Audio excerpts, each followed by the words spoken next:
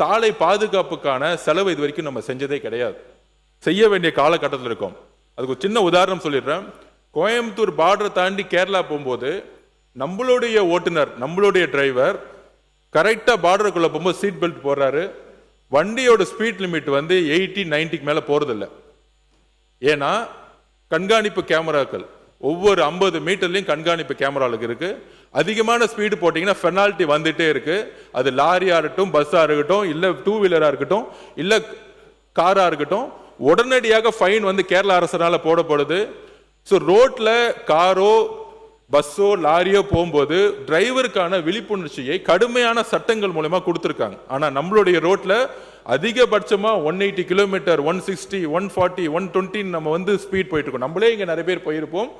ஹைவேஸ்ல, national ஹைவேஸ்ல 100 கிலோமீட்டருக்கு மேல speed போகக்கூடாது. ஸ்டேட் ஹைவேஸ்ல 80 கிலோமீட்டருக்கு மேல ஸ்பீட்ல போகக்கூடாது. இதுதான் சட்டம். இந்த சட்டத்தை மாண்புமிகு முதலமைச்சர் கடுமையாக அமல்படுத்த சொல்லியிருக்கிறார். இன்றையிலிருந்து 6 மாசம் டைம் கொடுக்க சொல்லியிருக்கார் மாண்புமிகு முதலமைச்சர்.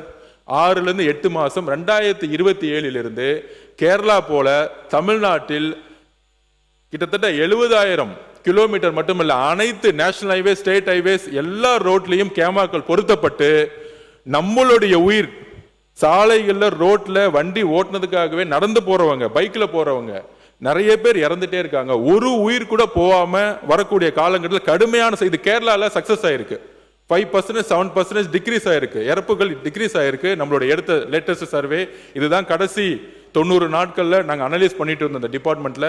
சோ முதல் வேலையா சாலைகளை புதுசா உருவாக்குறது ஒரு புறம் இருந்தாலும் 70,000 கிலோமீட்டருக்கு மேல இருக்கக்கூடிய இந்த சாலைகள்ல நம்மெல்லாம் முக்கியமா அரசியல் இருக்கக்கூடியவங்க எல்லாரும், நம்ம மட்டும் இல்ல, சாலைகளை தான் பெரும்பங்கு. ஒரு நாளைக்கு கிட்டத்தட்ட 7 மணி நேரம் 8 மணி நேரம் நம்ம ரோட்ல நம்மளும் போயிட்டு இருக்கோம்.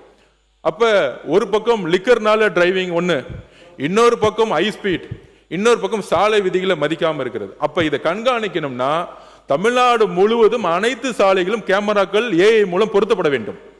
அதை கடுமையான சட்டங்கள் மூலம் பெனால்டி போட்டு வசூலிச்சாதான் ஒவ்வொரு வாகன ஓட்டுநர்களுடைய ஓனர்ஸ் கரெக்டான ஒரு அவேர்னஸ் கொண்டு வர முடியும். இதை அடுத்த 2027 கடுமையான சட்டங்கள் மூலம் நம்ம அமல்படுத்த போறோம்ங்கிறத நாங்கள் இங்க பதிவு பண்ணிக்கிறோம்.